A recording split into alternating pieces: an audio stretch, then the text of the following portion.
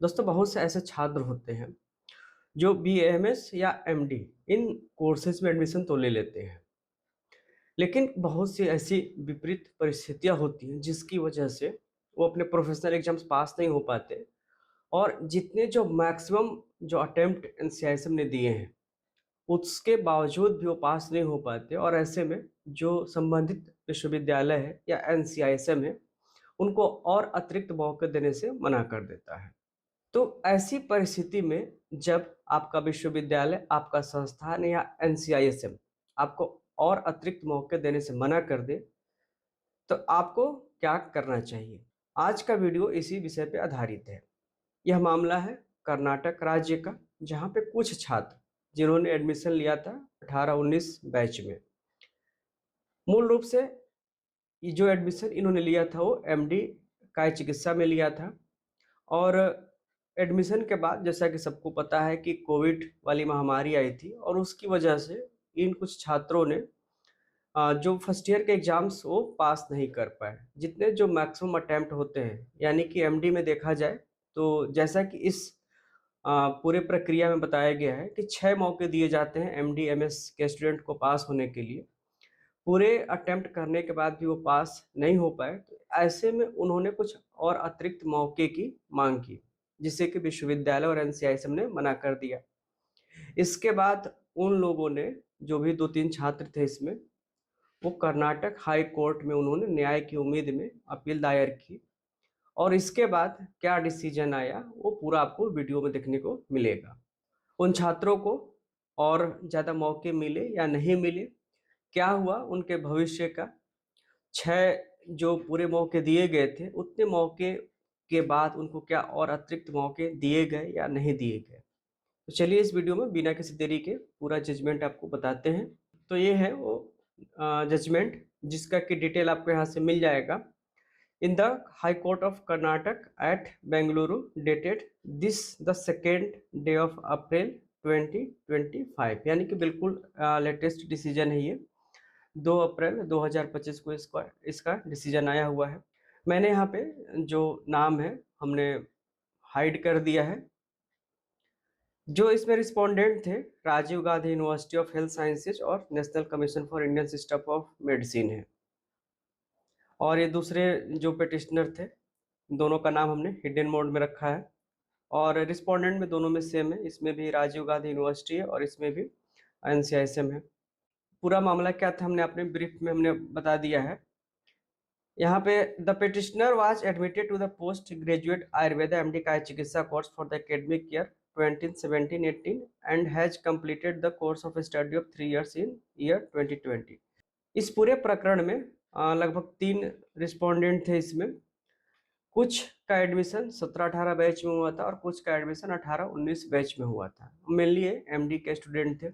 और इनकी मांग ये थी, यहाँ पे हमने जो हाईलाइट कर रखा है, इन्होंने माननीय कोर्ट से मांग की कि issue a writ or order or direction in the nature of mandamus declaring a petitioner admitted to the academic year 17-18 to the post graduate Ayurveda MD Kaya Chikitsa course is entitled for issue a 3 additional attempt. यानी माननीय court से इन्होंने मांगा था कि हमको 3 और additional attempt दिए जाएं, जिससे कि वो एग्जाम को क्लियर कर सके।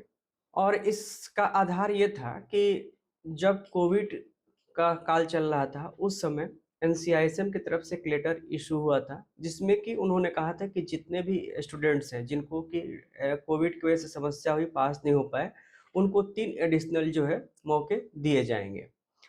हालांकि उसमें ऐसा कुछ बहुत स्पेसिफाई नहीं किया गया था कि ये मौके पीजी को भी मिलेंगे या नहीं मिलेंगे, लेकिन आधार यही बना इस पूरे प्रकरण का कि यूजी को मौके दिए गए हैं तो पीजी को भी मिलना चाहिए, और इसी आधार पे पूरा जो है पिटीशन फाइल किया गया था।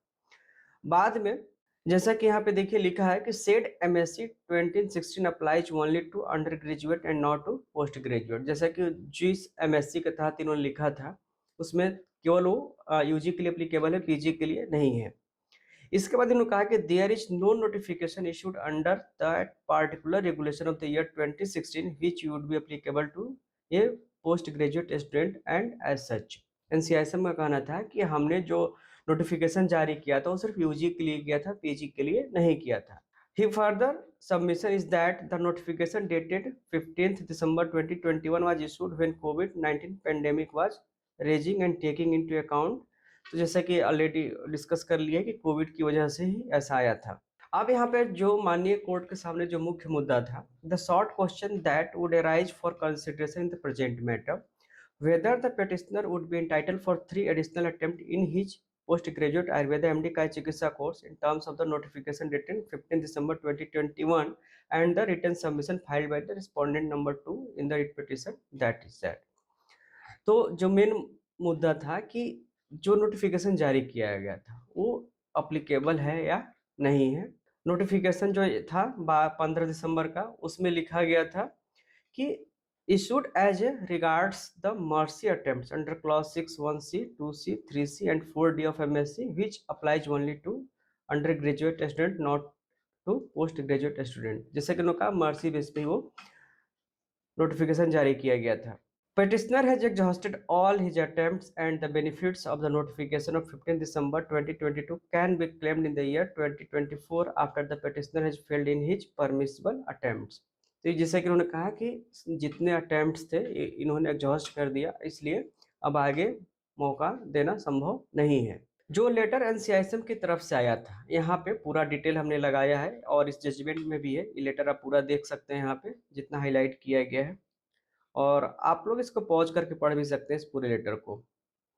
और यहाँ पे मेन जो आदेश था कि therefore the commission considered this scenario and decided the students admitted under 2016 regulation who could not pass examination as per a specified number of maximum attempts and duration, 3 more chances over and above mercy chances shall be allowed।